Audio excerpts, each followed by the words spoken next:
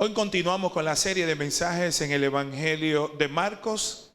Recientemente celebramos un año de estar estudiando de manera consecutiva en el Evangelio de Marcos y ha sido una gran bendición para nuestra vida y para la iglesia este estudio sistemático.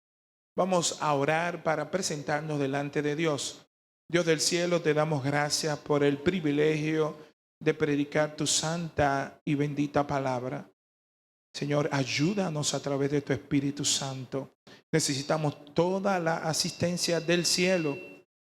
Es imposible entregar tu mensaje si tú no preparas al mensajero. Prepáranos, Señor, en el nombre de Jesús. Amén y amén. Busquemos, por favor, en el libro del Evangelio de Marcos, en el capítulo 9, desde los versículos 38 al 41 inclusive. El título del mensaje de hoy es el celo ministerial. La letra dice así: Juan le respondió diciendo: Maestro, hemos visto a uno que en tu nombre echaba fuera demonios, pero él no nos sigue y se lo prohibimos porque no nos seguía. Pero Jesús dijo: no se lo prohibáis, porque ninguno hay que haga milagro en mi nombre que luego pueda decir mal de mí. Porque el que no es contra nosotros, por nosotros es. Y cualquiera que os diere un vaso de agua en mi nombre, porque sois de Cristo, de cierto os digo que no perderá su recompensa. Damos gracias por su santa y bendita palabra. Debemos de entender el contexto en el que fueron pronunciadas estas palabras. Cristo, como vimos en entregas anteriores, está camino a Jerusalén.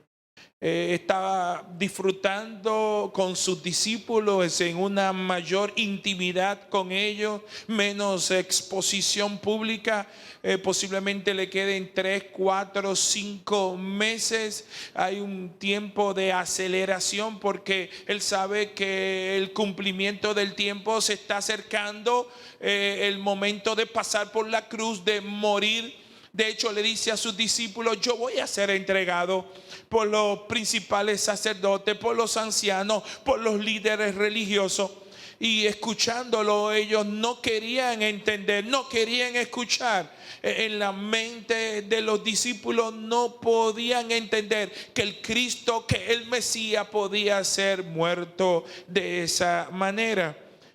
Pero en contraste vimos cómo los discípulos estaban muy distraídos en sus asuntos personales, en algo que es llamado delirio de grandeza, deseo de ser enaltecido, y estaban en busca de una grandeza terrenal y de alguna manera estaban configurando en sus mentes la conformación de un gobierno de Cristo en la tierra, en lo que ellos iban a participar, iban a tener primacía, iban a tener los primeros puestos. Estos 12 discípulos que Jesús eligió eran hombres comunes y corrientes como tú y como yo. No tenían doctorados, no tenían maestría, no tenían luces académicas especiales. Eran gente del pueblo, gente pescadores y pecadores como tú y como yo. Siendo comunes y corrientes, Dios permite elegir gente así para que la hermosura no estuviera en la persona, sino en la palabra que ellos iban a predicar. Así como el Señor tuvo que tratar con gente con grandes limitaciones, que tenían concepciones muy carnales con respecto a su configuración de lo que era el reino de Cristo. Así al día de hoy hay creyentes que tienen ideas totalmente desviadas y distorsionadas de lo que es el reino de Cristo. En estos días subimos una foto a las redes sociales. Estaba con mi esposa en un retiro no espiritual, sino un retiro con ella aparte. Estaba ahí en un cocotal, estaba rompiéndome la cara una brisa fresca. Y decidimos tomarnos una foto de pareja. ¿Por qué no? Al poco rato recibo la llamada de un ministro y me dice: amado, qué bueno que estás en ese lugar. Eso es reino. Y yo le dije: eso no es reino, ese es simplemente un fin de semana en pareja. De alguna manera nosotros concebimos la idea de reino muy conforme a nuestros deseos carnales. ¿Hay alguien que puede entender lo que yo estoy diciendo? Hoy veremos como título el celo ministerial. Y es interesante, conforme a lo que hemos leído, cómo los discípulos todavía no terminan de entender el espíritu que ellos portaban. No podían entender el Señor al cual estaban sirviendo. No entendían todo lo que concernía a la expansión del reino. Y tenían una idea muy limitada, muy sectaria, muy de grupo. Y conforme a esa idea, pues aceptaban o rechazaban personas. Y uno de los peligros que pudiéramos caer en nuestro caminar como creyente y como iglesia es caer en uno de los extremos. O somos muy flexibles y tenemos una total liberalidad y flexibilidad a cualquier viento de doctrina. O el otro extremo consistirá en rechazar a cristianos o a otras iglesias simplemente porque no piensan exactamente como nosotros o no hacen las cosas como nosotros estamos acostumbrados. Ambos extremos son peligrosos. Hay veces que pudiéramos asumir posiciones de rechazo porque algunos detalles o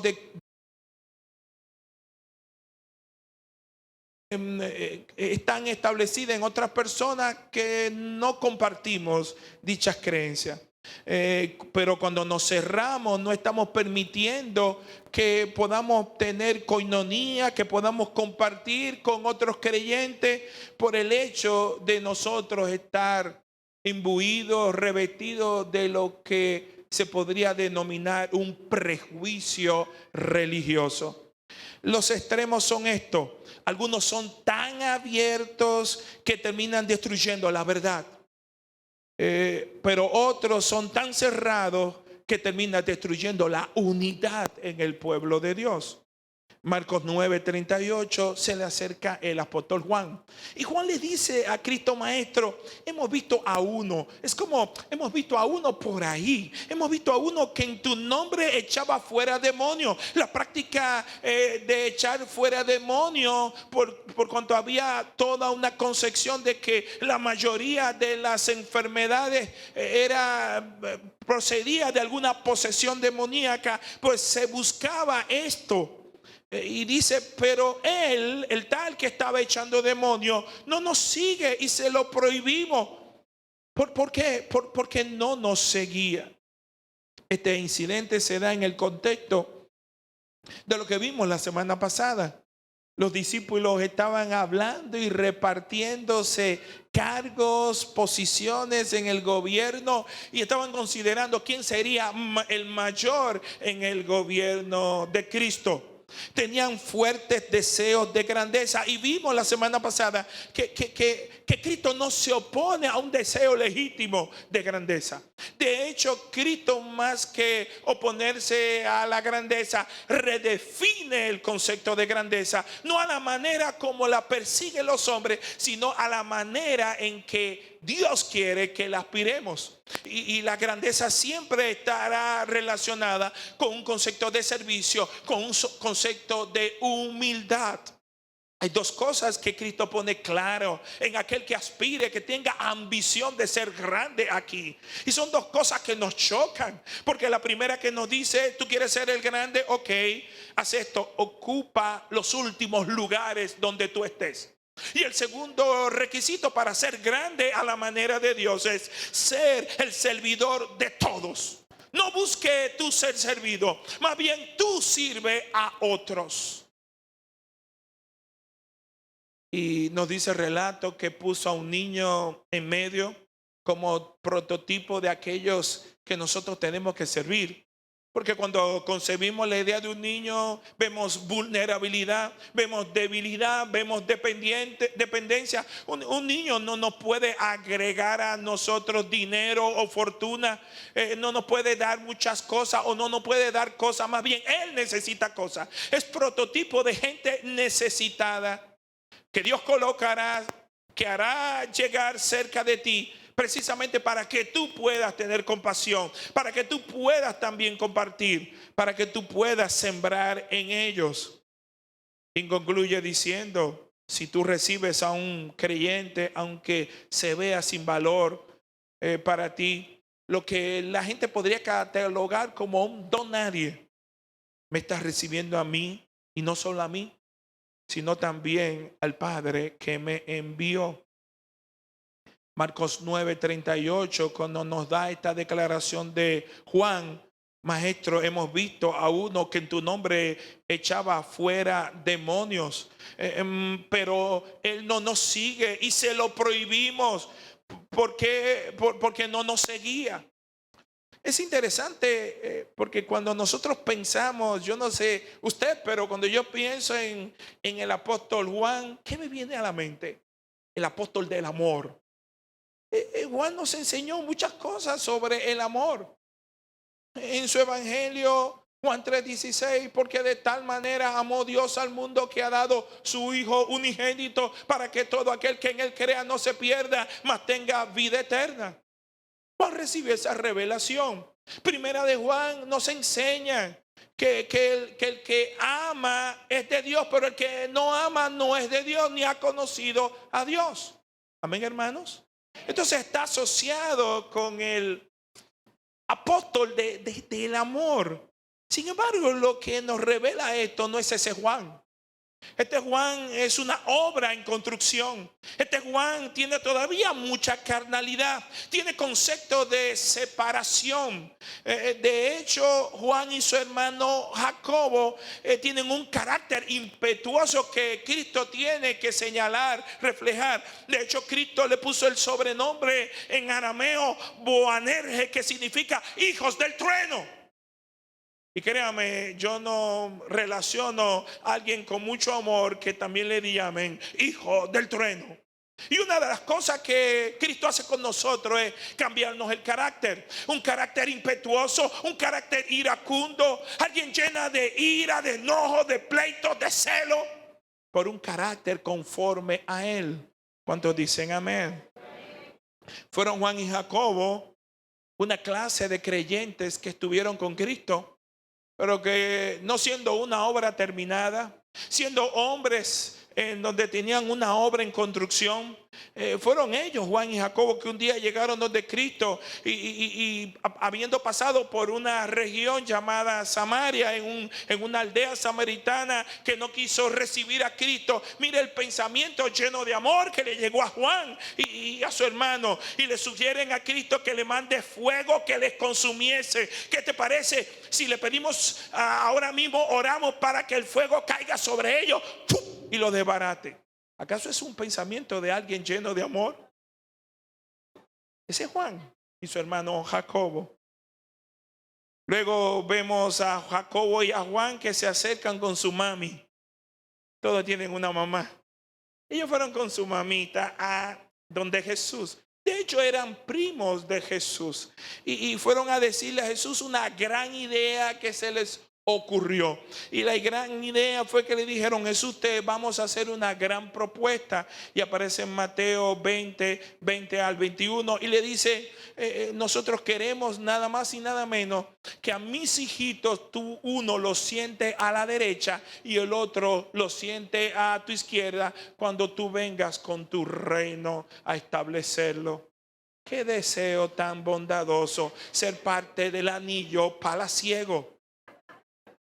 Entonces, hermano, para que estos dos discípulos se comportaran a la altura de las circunstancias, tal y como relata el libro de Hechos de los Apóstoles, iban a sucederle muchas cosas que iban a contribuir, como van a contribuir a ti y a mí, en lo que se llama la madurez del creyente.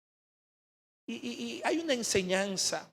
¿Saben por qué Juan llegó a ser el gran apóstol del amor años después de madurez? Porque Cristo no se cansó de él. Porque Cristo no lo descartó. Porque Cristo no lo rechazó. Porque Cristo no lo marginó. Porque Cristo no lo despidió frente al primer disparate, frente al primer error. Parece que Cristo tiene una paciencia para tratar con nosotros como trató con Juan. ¿Sobre cuánto Cristo ha tenido paciencia? Vamos a dividir este mensaje en diferentes tramos. El primer tramo tiene que ver con la prohibición de los discípulos. Parece un trabalengua. Pero si vemos en Marcos 9:38, lo que vemos es que a Cristo le está diciendo, nosotros prohibimos algo. Alguien que no nos pareció que estaba haciendo algo correcto. Queremos decirte, queremos confesarte, Jesús, que nosotros se lo prohibimos.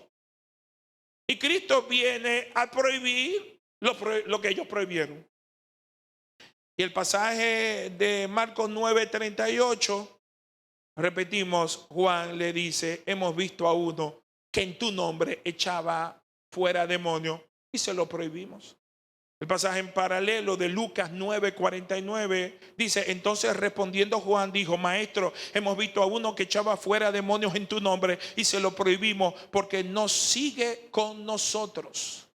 Ahí no dice el por qué ellos no lo aceptaron y se lo prohibieron. El tiempo del verbo empleado da a entender que ellos insistieron por un tiempo, tuvieron que bregar con ese que estaba echando demonios. Tuvieron que encarecidamente pedirle que no hiciera eso. La Biblia no nos dice la identidad del individuo. No nos dice cuándo se convirtió, cuándo tuvo un contacto con Cristo. No nos da detalle de estatura, ni de años, ni de nombre, ni de apellido. Simplemente nos dice lo que él estaba haciendo. Pero lo que sí podemos sacar son tres cosas del texto respecto a este individuo. Lo primero que podemos ver es que este era un creyente y Cristo lo tuvo como tal, lo asume como tal. Lo segundo que vemos es que era un creyente que estaba haciendo cosas extraordinarias. Es como un presente en plural. No era la primera vez, sino que dentro de la dinámica de su vida ministerial estaba continuamente haciendo esto. Estaba echando fuera demonios. Y lo tercero que vemos era que ese uno no era parte del grupo apostólico. No era parte del anillo, no era parte del grupo que estaba con Jesús. Era alguien que estaba trabajando de forma independiente o solo. Entonces tenemos que ver las motivaciones incorrectas de los discípulos. Los discípulos no están prohibiéndole a este hombre porque está en medio de una herejía o tenía problemas doctrinales y estaba introduciendo falsa doctrina, o porque tenía una vida moralmente cuestionable o pecaminosa, sino que ellos se basaban en este término que emplea Juan, porque él no nos sigue a nosotros. Ni siquiera porque no seguía a Jesús, porque no lo seguía a ellos los discípulos. ¿Pueden captar el mensaje?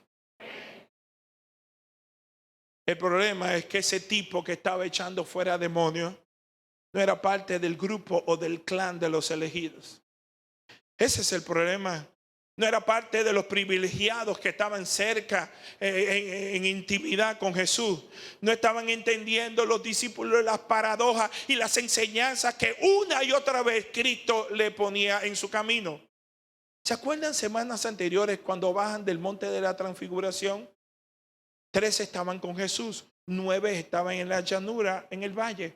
Cuando baja Jesús, luego de esta experiencia extraordinaria, se encuentra que hay un alboroto. Un padre con su hijo endemoniado, junto con los religiosos, le llevan a los 9 discípulos que no estaban allá arriba, que ya habían estado echando fuera demonios, que le echara fuera el demonio de su hijo. Ellos intentaron, ellos se fajaron, pero no lograron sacarlo. Estaban avergonzados. Ya de hecho los religiosos estaban cuestionándolo. Y Cristo llega y brega con ellos. ¿Y qué dicen ellos cuando Cristo expulsa el demonio luego de levantar fe en el padre del endemoniado? Ellos le preguntan, ¿qué hicimos mal? ¿En qué fallamos? ¿Por qué no salió con nosotros? Y Cristo le dice, porque les faltó oración. Y algunos textos agregan, y ayuno. ¿Se acuerdan el pasaje? Es interesante cómo ellos tuvieron un impedimento de poder sacar un demonio. Y cuando analizamos ese pasaje de Marcos 9, concluimos que le faltó intimidad, porque la oración te trae intimidad con el Padre. Es interesante y no es casual que ahora vemos cómo no era que estaba sanando paralíticos, sino que había uno que no era parte del anillo, que no era parte del grupo, que no era parte del clan, que estaba nada más y nada menos que haciendo ¿qué? Echando fuera demonios. Algo que ellos tuvieron problemas tiempo atrás. Parece que Cristo le está dando una nueva lección de vida, una nueva lección ministerial. ¿Qué tenía ese que ellos no tenían? ¿Por qué con esa facilidad podía dedicarte a eso? ¿Por qué lo podía hacer solamente entendiendo que en el nombre de Jesús hay poder para hacerlo? ¿Y qué produce en la mente de los discípulos? Gozo, alegría, porque en el nombre de Cristo están echando a alguien fuera demonio. No, su miopía espiritual hace que en ellos se aniden sentimientos negativos, y más que negativos, sentimientos pecaminosos, fruto de la carne. Se llenan de algo que es envidia y rivalidad espiritual, de algo que hemos titulado como celo ministerial. Los discípulos tenían una perspectiva muy estrecha del reino de Dios. El único problema de este hombre era que tenía éxito echando fuera demonios en el nombre de Jesús. Pero él tenía un problema, no pertenecía al club. Parece que había que tener un carnet o un certificado para esto, o haberse anotado bien. En la mente de los discípulos no podían computar, no podían pensar que alguien lejano a ellos, fuera de su círculo, podía hacer tal cosa. Tenían envidia espiritual, tenían rivalidad, tenían celo ministerial. Mis hermanos, debemos de confesar con vergüenza. Debemos de confesar con vergüenza que al día de hoy muchos líderes nacionales, muchos líderes de iglesia asumen actitudes diferentes. La crítica mordaz, el decir fulano está teniendo éxito, pero el cuestionamiento tras bambalina se da. Y cuando vemos las intenciones del corazón, es porque de alguna manera nosotros creemos que estamos más apegados o tenemos un cierto amarre con Dios que otro no puede tener. Porque yo tengo muchos años en el evangelio y este tiene pocos años. De alguna manera tenemos un espíritu elitista y exclusivista. Y esto es demasiado común en el pueblo de Dios, entre los ministros, pero también entre los responsables de ministerio dentro de una iglesia local. Se da competencia entre el ministerio de danza y el ministerio de teatro y el ministerio tal. Y de buenas a primeras se entra en una contienda y una semicompetencia de quién lo hace mejor, de quién brilla más. ¿Me están entendiendo? Cuando vemos las motivaciones del corazón, son motivaciones bajas, negativas y pecaminosas. Me encanta un corito que cantaban iglesias como la nuestra y la iglesia tradicional. Algunos de cierta edad se acordarán de este corito, el cual yo no voy a cantarle para no asombrarle con mi hermosa voz, sino que voy solo a tararearle. Y dice así: no me importa a la iglesia que vayas, si detrás de la cruz tú estás, si tu corazón es como el mío, dame la mano y mi hermano será. Todo cristiano auténtico debe de aspirar que el reino crezca, y se expanda. Debemos de sentirnos gozosos cuando multitudes reciben a Cristo. Debemos sentirnos gozosos cuando el reino es expandido y se multiplican las iglesias, aunque la nuestra no se multiplique a la misma velocidad. ¿Por qué? Porque el dueño de la obra es Cristo y no nosotros. Y a su nombre. Nuestra meta no debe de ser exclusivista. Nuestra meta no debe de ser que solo nuestra iglesia local crezca. Recientemente tuvimos la visita nueva vez de un hermano muy querido de los Estados Unidos llamado Rich. La mayoría de nosotros lo conocimos, de hecho estuvo predicando acá. Rich tiene un ministerio y es líder también, es parte del liderazgo de una iglesia en Lawrence, Kansas. Y tiene un ministerio muy particular llamado Call the Greatness, llamado a la grandeza en español. Y este ministerio trabaja con estudiantes universitarios, llevándole la palabra de Dios a través de grupos pequeños, trabajando en los campus de la universidad. Mi hija Sara lo conoció cuando ella era estudiante de maestría en los Estados Unidos. Y de ahí vino la conexión muy hermosa y la amistad que el Señor ha permitido desarrollar entre nosotros y ellos, o entre ellos y nosotros. Y lo interesante es que yo, conversando con Rich, le digo: oye Rich, tu iglesia, ¿cómo se mueve? Y dice: bueno, realmente nosotros tenemos realmente como 100 o 150 miembros, aunque nos reunimos entre 600 y 700 personas. Digo: ¿cómo que tiene 100 o 150 miembros? Sí, porque nosotros tenemos una población flotante entre 400 y 450 personas.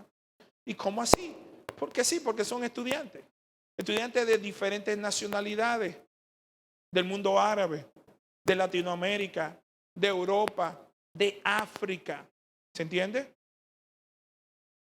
Y yo le decía: wow, pero es tremendo. ¿Cómo ustedes pueden trabajar?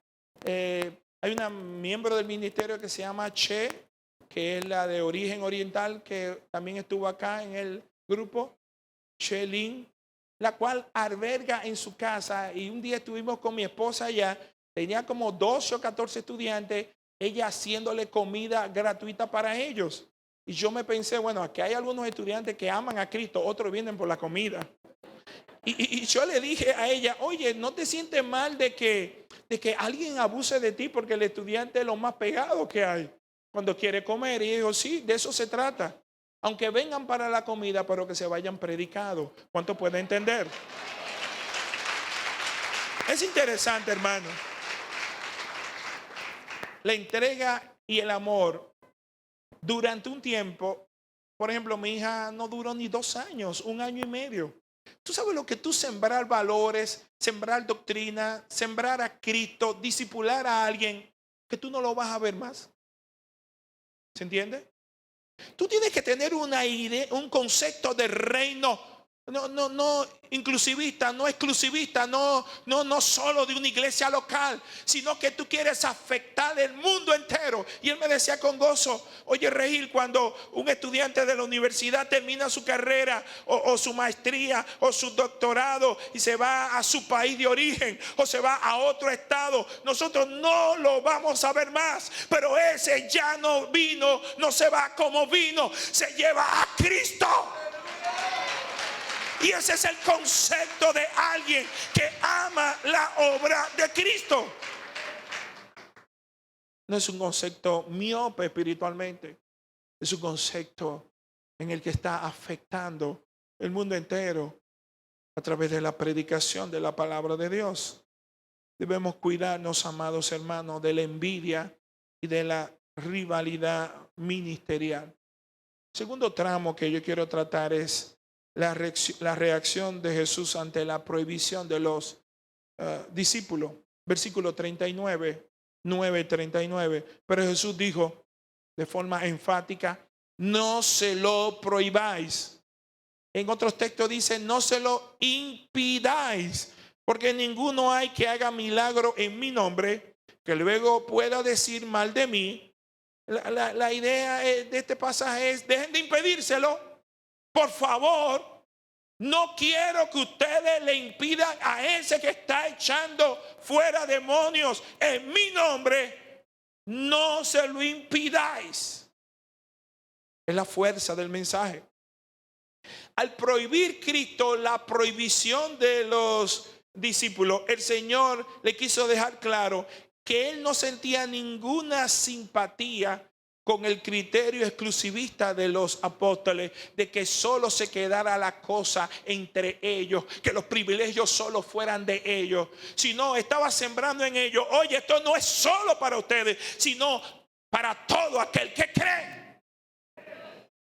Los discípulos no tienen celo, no tenían celo por establecer la verdad. Lo que motivaba a los apóstoles no era un celo por la verdad, sino que tenían un celo egoísta por su grupo, porque no eran parte de su grupo. Entonces para ellos su grupo era más importante que el reino. Y ningún grupo, ninguna iglesia local puede ser más importante, más relevante que el reino de Cristo, el cual está creciendo en toda parte del mundo. Y esto quiere decir, hermano, que no tengamos celo santo solo por la verdad y por la sana doctrina. Esto quiere decir, hermanos, repito, que tú puedes seguir teniendo celo santo por la verdad y por la sana doctrina. Esto no es una contradicción. Es importante tener sana doctrina. Es importante tener celo por la verdad. De hecho, Pablo establece un modelo a seguir en Romanos capítulo 16, versículo 17. Mas os ruego, hermanos, que os fijéis en los que causan divisiones y tropiezos en contra de la doctrina que vosotros habéis aprendido, y que os apartéis de ellos. Eso dice Pablo. Pero con los que tienen falsa doctrina. No estamos de acuerdo con la nueva tolerancia, y nunca estaremos de acuerdo con la nueva tolerancia que se dan en algunas iglesias de Europa y de los Estados Unidos. No lo aceptaremos simplemente, cualquier cosa que vaya a reñir con la sana doctrina. De hecho, usted puede ver ya en Europa mujeres lesbianas y hombres gay que están siendo ordenados como ministros. El hecho de que propiciemos la unidad, nunca vamos a aceptar tal condición. ¿Por qué? Porque es una falsa doctrina. Siempre enfrentaremos este tipo de perversión doctrinal. Nunca aceptaremos declaraciones que atenten contra la santidad de Dios y su palabra. De hecho, tenemos que recordar que el mismo Cristo dijo que mucha gente que se piensan de sí mismo algo, realmente no lo son. En Mateo 7, 21 al 23 dice, no todo el que me dice Señor, Señor, entrará en el reino de los cielos, sino el que hace la voluntad de mi Padre que está en los cielos. Muchos me dirán en aquel día, Señor, Señor, no profetizamos en tu nombre, y en tu nombre echamos fuera demonios, y en tu nombre hicimos muchos milagros. Y entonces le declararé, nunca os conocí, apartaos de mí, hacedores de maldad. Hermanos, muchos llegarán engañados en el día del juicio final, creyendo que son lo que no son. Se trata, hermanos, en este caso, de que ellos estaban desmeritando a otro por razones tales como porque no hacen las cosas como nosotros lo hacemos, y eso está mal. Tú no puedes desmeritar a otro porque no hace las cosas como tú crees. De hecho, yo conozco hermanas que no se pintan, no se derrizan, no usan base, no usan nada, son un susto en la calle. Pero usted debe de amarla, hermano. Es su decisión personal vivir así. Van al mismo cielo que usted va. Posiblemente vaya un poquito más fea, pero llegarán. Y no se crea usted más elevada Porque ahí estaría el error, el hecho de que usted diga, bueno, como yo no uso arete, pues yo me siento más espiritual que otro. No, no, la fiebre no está en la sábana. No son los elementos externos los que te dan mayor santidad.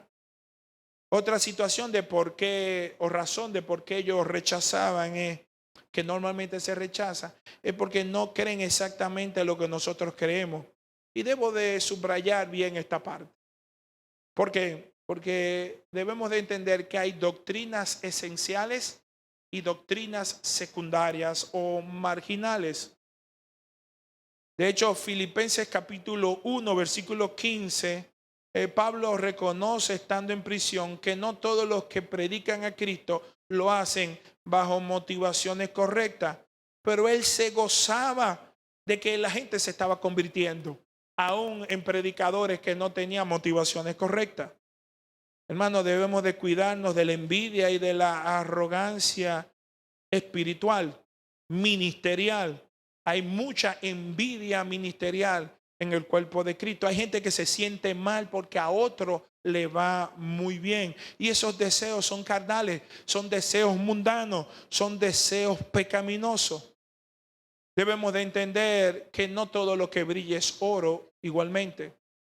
En esta era de tecnología, de internet, de redes sociales, de Facebook, de Twitter, de Instagram, siempre será propicio recordar que en el día del juicio final el Señor premiará no a los ministerios que tuvieron más visibilidad y proyección e imagen pública, sino que premiará a aquellos que tuvieron más fidelidad con Él. No es el brillo, no es el oropel, no es el número de seguidores que tú tengas en Facebook. Es cuán fiel tú eres a tu Cristo. Amén, hermano.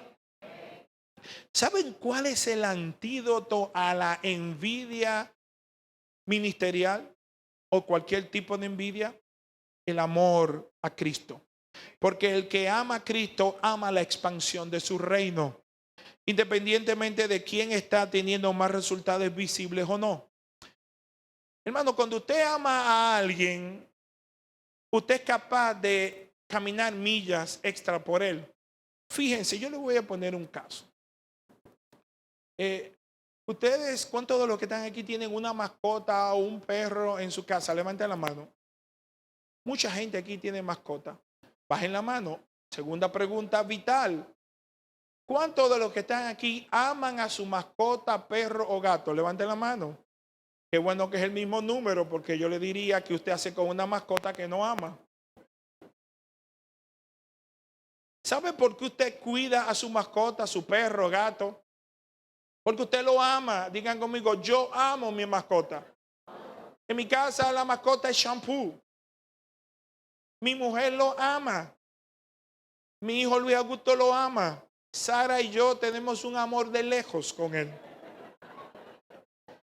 El hecho de que usted pueda recoger lo que ellos depositan en el suelo es porque usted lo... El hecho de que usted lo bañe es porque usted lo... Usted lo lleva donde el veterinario porque usted lo... Usted lo cuida porque usted lo... Aplique eso mismo a los seres humanos. Ay Dios, pastor, qué fuerte me lo puso. Nosotros podemos desbocarnos en amor por una mascota, pero no podemos desbocarnos con un desvalido. No podemos desbocarnos o no tenemos la intención de ir tras un necesitado. ¿Y sabe por qué no vamos detrás de un necesitado? Porque ese necesitado no nos puede devolver el favor. Porque si supiéramos que ese necesitado pudiera devolver el favor, posiblemente con diligencia, buscaríamos el hacerle un favor. ¿Cuánto están entendiendo? Versículo 40. Porque el que no es contra nosotros, por nosotros es, dice Cristo. La razón de por qué Jesús prohíbe a los discípulos hacer esta prohibición de echar fuera demonios en su nombre, es que el que no está por nosotros está. El pensamiento de Cristo en cuanto al reino de Dios en este mundo ha caído. Nadie es neutral. O estás con Cristo o estás contra Cristo. ¿Se entiende? El que no recoge con Cristo, desparrama. El asunto no es si esa persona está en su grupo, o te sigue a ti pastor, o te sigue a ti evangelista, o te sigue a ti líder de ministerio. Lo que tienes que averiguar es si esa persona está a favor de Cristo o en contra de la causa de Cristo. Hay una pareja que aparece en la palabra de Dios en el Nuevo Testamento, Priscila y Aquila. Se encuentra con un joven muy fogoso, muy trabajador llamado Apolo. Pero Apolo tenía un problema y era como un caballo desbocado. Le faltaba aclarar algunos temas doctrinales.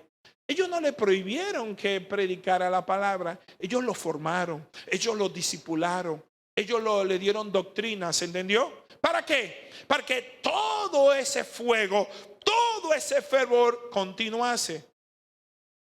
Versículo 41.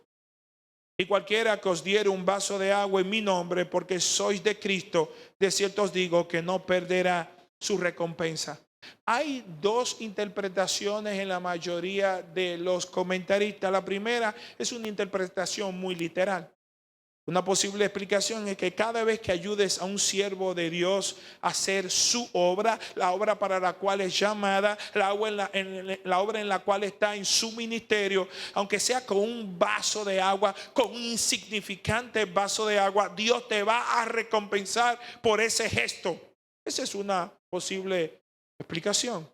La otra interpretación pudiera ser que ustedes están estorbando a alguien al cual yo voy a recompensar. Y cualquier obstáculo en el camino, no están poniendo obstáculos sobre él, sino que están poniendo un obstáculo sobre mi Cristo, porque él es mi embajador, él es mi representante. Entonces, cuando yo le doy a alguien que es un siervo, una sierva, no le estoy dando a ese, sino que le estoy haciendo con el mismo Cristo. ¿Cuánto pueden entender? ¿Se acuerdan el pasaje cuando Cristo dijo: yo estaba en la cárcel y no fuiste a ver? Estaba hambriento y no me diste de comer. Estaba desnudo y tú no me vestiste. Es el mismo concepto. Es como si fuera a Cristo que lo estamos sirviendo. En este caso, la recompensa no es para ti, sino para el siervo. Nosotros debemos de extender buscando no solamente la recompensa ahora, sino la recompensa en el día en que nos presentemos delante de Dios. En conclusión, no debemos ser de estorbo cuando un siervo está predicando a la palabra de Cristo, aunque no crea exactamente las cosas como nosotros creemos. Hay un predicador del siglo XIX, nació en el 1800, duró aproximadamente 86 años de edad, llamado J.C. Ryle. Dijo Riley: levantemos paredes, sí, levantemos paredes, paredes altas para la doctrina, paredes fortificadas para la sana doctrina, pero no la pongamos tan altas que no podamos darle la mano al hermano que está del otro lado de la pared. ¿Se entendió? Hay gente que cuando comienzan a hablar contigo lo que quieren es ubicarte para etiquetarte. En vez de gozarse de que se encontró con otro cristiano, están persiguiendo cómo tú hablas, qué palabritas dices, para saber si tú eres pentecostal o neopentecostal. Yo una vez estaba hablando con un hermano y me dijo: tú no eres pentecostal, tú eres neopentecostal. ¿Sí? Yo le dije: no, yo lo que quiero es ser cristiano. Y te viven ubicando si tú eres bautista o anabaptista, si eres de un grupo religioso, si eres... Entonces, aún dentro de los mismos bautistas, hay bautista ortodoxo, bautista fundamentalista, bautista liberal. Wow, pero nosotros los seres humanos si nos complicamos la vida. Hay entonces los RT, que ustedes saben lo que significa RT, raja tabla. Tienen que tener culto lunes, martes, miércoles, jueves, viernes, sábado y domingo. Y le van donde el pastor le dice: ¿y no hay más culto? Entonces, esa diferencia no debe de interrumpir el que tengamos proyectos, el que podamos unirnos. Nosotros nos ha tocado estar en esta comunidad llamada Los Alcarrizos. Nosotros no debemos seguir desconectados o estar desconectados de la comunidad. Tenemos que hacer conexión con otros ministerios para la expansión del reino en el lugar que nos está tocando y nos ha tocado la asignación de ministrar. Debemos aprender algunas cosas de esta historia. Lo primero que debemos de aprender es a diferenciar doctrinas cardinales. ¿Qué doctrina usted no puede negociar con alguien que se dice ser cristiano? La deidad de Cristo, que Cristo es Dios. Usted no puede negociar la Trinidad, un Dios trino y santo. Usted no puede negociar la infalibilidad de la palabra de Dios. Pero hay doctrinas secundarias que usted no debe de perder su tiempo discutiendo con nadie. Que si el rapto va a ser antes, durante o después. Lo importante es que nos vamos y que nos vamos con Cristo. Un aplauso al que vive y reina. No pierda su tiempo con las señales del fin. Hay mucho entretenimiento evangélico con las señales del fin. Lo importante es que Él viene por una iglesia y su iglesia va a ser levantada. Debemos, hermanos, aún dentro de la iglesia, hay personas, hermanos, que piensan diferente. Y no debemos de aislarla porque se atreven a pensar diferente. Hay personas aún dentro de esta misma iglesia local, donde repartimos la misma doctrina, donde predicamos el mismo mensaje, donde estamos expuestos en cada servicio al mismo mensaje. Sin embargo, la receptividad va a cambiar y a variar de una persona a otra. Y cuando tú te juntes con él allá afuera o dentro de las paredes, te podría decir, wow, yo no creo esto. Pero eso no quiere decir que tú no lo debes de dejar de amarlo como tu hermano o tu hermana y de ayudarlo. ¿Cuántos están entendiendo? Lo segundo es que debemos de no imponer doctrinas. Hermano, cuando usted se reúna con otro cristiano, usted habla del reino, habla de Cristo, habla del amor, habla de temas que nos unan, no de temas que nos desunan. A menos que te hagan una pregunta directa. Pero no nos vamos a discutir de doctrinas secundarias. Siempre vamos a defender nuestras doctrinas primarias con celo santo. Pero no vamos a perder el tiempo en discusiones estériles. Lo tercero es que debemos aprender a manejar las diferencias culturales y doctrinales con madurez. Usted quiere cambiar su cosmovisión, afectarse, vaya a visitar creyentes de otra cultura. Los misioneros vienen totalmente cambiados. ¿Por qué? Porque los cristianos en África no son igual que nosotros. Los cristianos en Alemania no son igual. Aman al mismo Dios, siguen al mismo Señor, pero culturalmente son muy diferentes. ¿Se entiende? En Escocia los cristianos usan falda. ¿A quiénes de los hombres de la iglesia ni con dinero se ponen falda? No. Pero para ellos eso es normal. ¿Por qué? Porque es su cultura con todo y gaita. Debemos tener amor sobre todo aquel que profesa ser cristiano, aunque no pertenezca a nuestra denominación. Todos tenemos algún tipo de orgullo eclesiástico. Y cuando estamos con otros le queremos decir, wow, la iglesia mía tiene esto, tiene unas lucecitas que usted hasta de noche no se cae. Hermano, el pastor mío es el mejor pastor, lo cual es correcto. Pero oiga, pero alábate, catre viejo, que ahorita te desfonda. Pero hermano, por favor no discuta sobre eso. Sabemos que usted está en la mejor iglesia con el mejor pastor, pero por favor no pelee por eso. Eso es secundario. ¿Se entiende, hermano? Debemos sentirnos felices de que el evangelio se expanda, aunque quien lo esté usando Dios no sea parte de nuestro concilio.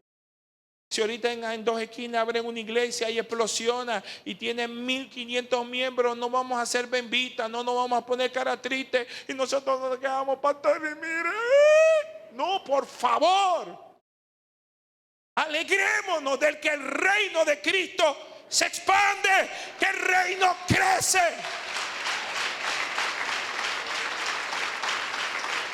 Debemos orar y ayudar otros ministerios. Si esto estuviera a nuestro alcance. Debemos cooperar con otras iglesias siempre y cuando esté a nuestro alcance. Debemos entender que somos una gran familia. Hay gente que hablan de la aldea global. Nosotros somos una iglesia grande. No hay un lugar en este mundo donde usted llegue que no haya un cristiano.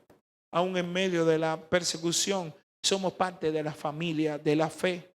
Debemos recordar que en aquel gran día, los redimidos del Señor nos juntaremos.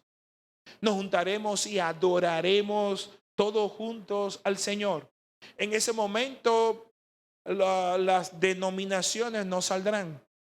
En ese momento, lo que habrán son todos creyentes.